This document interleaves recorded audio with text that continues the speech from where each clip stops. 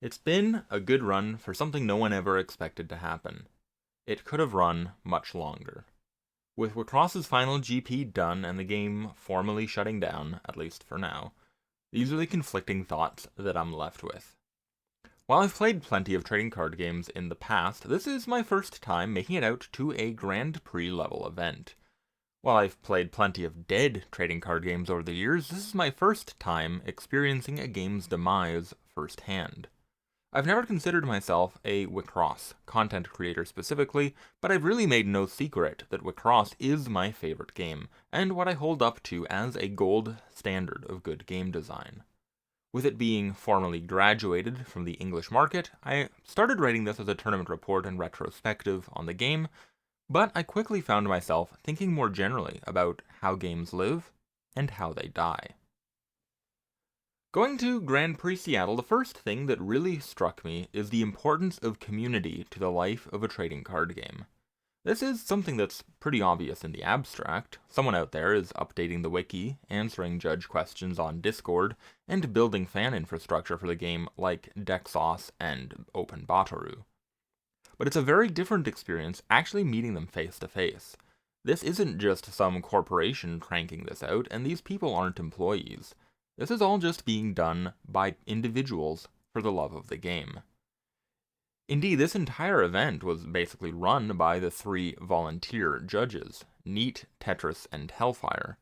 Event coverage outside of decklist posts has largely come down to Hellfire's live stream setups and post-event wrap-ups, such as those posted by the Lifeburst podcast and Tomanon. This community support is absolutely vital.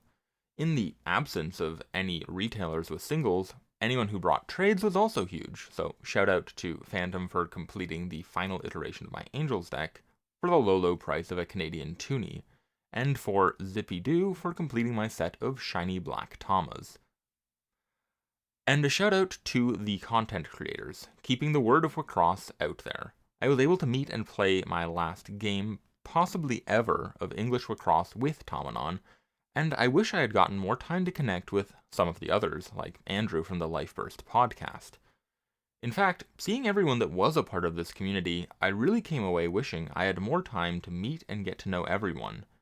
Wixoss is a truly special game, but the community is truly special as well. To universalize this a bit beyond just Wixoss, I think community is absolutely vital to every game out there.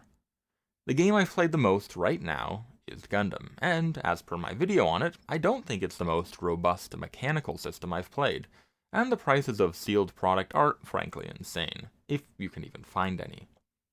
However, I have a fantastic local playgroup for it, so I end up playing a lot of Gundam.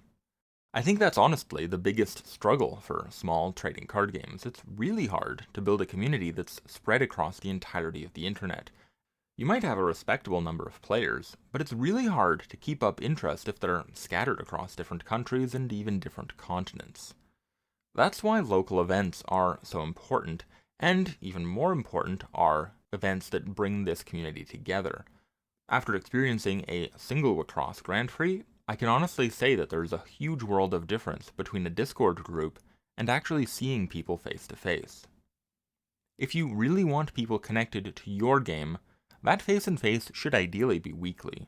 This is why the local game stores are so vital to the trading card game ecosystem, and why I honestly think that any attempt to cut them out of a game's distribution is doomed to failure. At the end of the day, communities are how games live.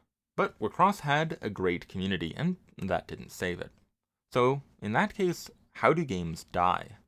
This is a very existential question for trading card games, and while I'm hardly an expert in dead games, I feel like I've seen enough of them to draw some very broad conclusions.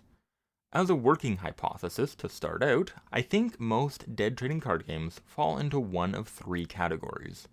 There are those that fail during the launch window, those that fail catastrophically mid-flight, and those that neglect necessary maintenance and the game gradually drifts down from its orbit and burns up on the way.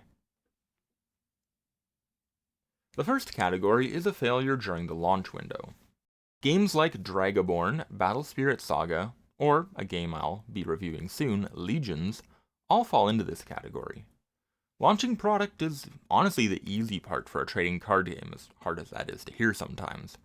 Creating a community around that game that drives excitement for that game is the really hard part. As I mentioned regarding Wixoss, communities do a lot for games. They spread the word and attract new players. They drive excitement in the game by deeply exploring the current card pool and driving discussions about upcoming releases. And they'll often build up some of the game's core infrastructure on their own, like deck builders, strategy analysis, and decklist discussions, and wikis. You, of course, can do all of that on your own as a TCG publisher, but that's a lot of effort, and honestly, it's very difficult to do that well at the same time as pumping out a trading card game without a substantially large team. Making all of this even more difficult is that trading card games are not games that can really be left on a shelf while you wait for a community to form and word to spread around them. By their nature, these games need to be releasing new sets at semi-regular intervals, which is expensive, and it's made even more expensive by the necessities of advertising and local game store outreach. Usually games have a roughly 2-year horizon to become self-sustaining, and if they don't build enough interest within that time, they will quickly burn through money and be forced to shut down. This is one of the big reasons so many successful games are either multimedia properties from the start, or they piggyback an established IP. These are attempts to either speedrun the community building phase, or just capture a pre-existing fanbase whole cloth. The second category of failure is the catastrophic one. This is the most dramatic, but also, I think by a significant margin, the least common. This is a series of deeply unpopular decisions that ultimately undermines an established community and pushes the players away from the game. This could be rampant power creep, a terrible unbalanced meta, usually several terrible unbalanced metas, consistent failure to print to demand, and general unpleasant or hostile behavior from the game's designers towards their players. The reason that this is comparatively very uncommon is that if this happens after a game already has an established community, it gives them a lot of lead time to course correct. A run of enthusiastic reprints and some dangerously unbalanced combo metas were both crisis points in early Magic the Gathering that both significantly hit the player base. But the game was able to course correct and continue on with emergency bans and the creation of the reserve list. In an even more extreme example, Force of Will has injured a widely panned meta, followed by significant overprinting of underwhelming products, followed by power creep that would make Yu-Gi-Oh! Blush. And yet, Force of Will is still alive, even if it's much smaller than it was at its peak. I'm really struggling to think of any dead games that even fall into this category, but all of these mistakes will chip away at the player base, and games can only shrink so much before the player base stops being large enough to fuel the ongoing development costs. The final category, and where I think Wixoss falls, is abandonment. Big disclaimer time, I've never been involved in trading card game financial discussions, so a lot of this is going to be based on my observations of how finances play out in other contexts.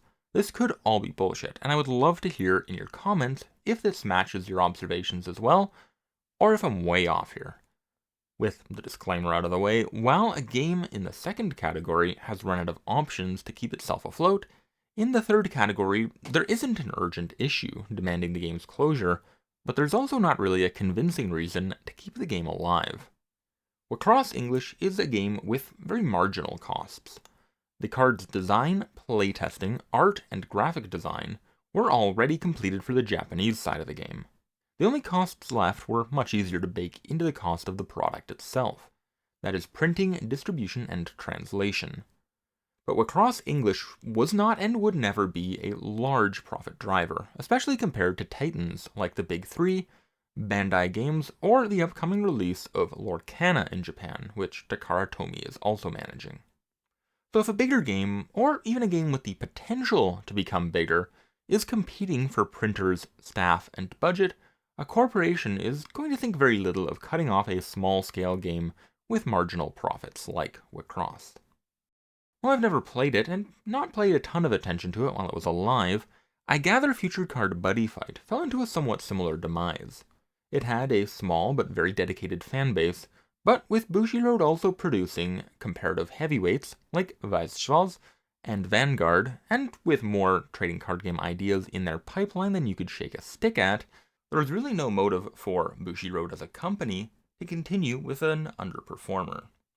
Given the importance of either very aggressive multimedia pushes or working with an established and already successful IP, it's very difficult for small trading card game teams to successfully get a game past the first point of failure without corporate backing. And that backing tends not to be particularly passionate about keeping the game alive if it's merely breaking even, and they're going to be even less passionate if it looks like sales are steadily declining. Trading card games don't tend to die in a spectacular explosion. Most often it's a long, slow descent of declining sales, declining player interest, and declining numbers of game stores hosting events. When a company, either faced with financial reality or merely reading the writing on the wall, begins cutting back their support, the players notice and their interest dips, which the company notices and the death spiral begins. It can take months or it can take years, but in one way or another, cold financial calculus comes for all games eventually. This is quite possibly the strangest Grand Prix report ever written, but I don't have a local scene to practice regularly with, and it turns out that really matters in a game with such a high ceiling for skill expression. In the tournament, I overspec'd to beat control and resource denial, undertested against aggro, and many players were just genuinely better than me. There's really not much to say about my tournament results. I did meet a lot of great people, but my socializing skills are Hitoi level, and that kind of content is also well outside my wheelhouse. The cold truth is that Wixoss English is dead. Diving into the why is what is in my wheelhouse, and I hope this was at least interesting to consider. This is really a first draft of one of the most important theses of trading card game design, so I'd love to hear your thoughts. Why do games live, and why do they fail? Does this match with your experience with games declining? Feel free to reminisce about your own favorite dead games below as well. Finally, to all the folks out there who have played the Wixoss trading card game aside me over the years, farewell selectors, and Mayu willing, we'll meet again someday.